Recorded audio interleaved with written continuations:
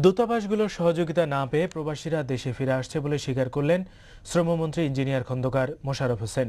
রাজধানীর একটি হোটেলে বিদেশে শ্রমিক পাঠানোর বিষয়ে এক কর্মশালার উদ্বোধন শেষে তিনি সাংবাদিকদের একথা বলেন। প্রবাসী শ্রমিকদের অভিযোগ ও সমস্যা সমাধানের জন্য বিভিন্ন দেশে শীঘ্রই কল্যাণ সমিতি করা হবে বলে জানান শ্রমমন্ত্রী। নাহিদ শিলুর রিপোর্ট। সোমবার রাতে সৌদি আরব থেকে ফিরলেন প্রায় 150 শ্রমিক। নানা অভিযোগ তাদের।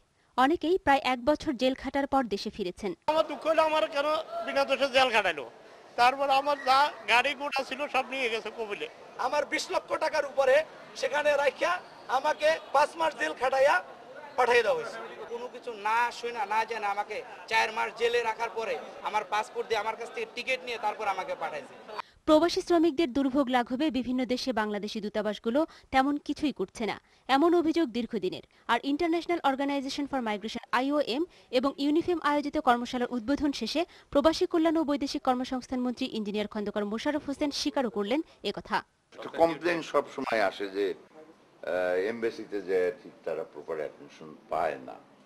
কথাটা সত্যি এবং এটাও সত্যি যে এতগুলো লোকরে যে কটা লোক আছে এমবাসিতে তারা অ্যাটেনশন দেওয়ার তাদের সেই ক্যাপাসিটি নাই। কাজেই প্রত্যেকটা ইন্ডিভিজুয়াল তার সমস্যা নিয়ে আসলে একটু অসুবিধা হচ্ছে। আমরা যে সেই জায়গায় বাঙালিরা বেশি সংখ্যক কাজ করতেছে সেখানে তারা একটা সমিতি করবে। সমিতিটা হচ্ছে তাদের ওখানে স্থানীয়ভাবে তাদের যা সমস্যা সেটা সমাধান করার জন্য। তিনি বলেন, প্রতারণার হাত থেকে রক্ষা পেতে হলে বিদেশে যাওয়ার আগে সবকিছু জেনে নিতে হবে। আর অত্যন্ত কেয়ারফুল হতে হবে বিদেশে যাওয়ার সময়, যে সে যাওয়ার সময় যেন ভালো করে বুঝে নেয় যে সে ওখানে কত বেতন পাবে। অনেকে হয়তো অনেক রিক্রুটিং এজেন্ট কিংবা কেউ হয়তো প্রলোভন দেখাবে যে তুমি এত টাকা কিংবা এত ডলার মাইনা পাবা, সেটা কিন্তু সে তাতে শিওর হয়ে যায় যে সেটাই সে পাবে। এছাড়া রিক্রুটিং এজেন্সিগুলোকে নির্ধারিত টাকার বেশি না দেওয়ার জন্যও শ্রমিকদের পরামর্শ দেন প্রবাসী কল্যাণ ও বৈদেশিক কর্মসংস্থান মন্ত্রী।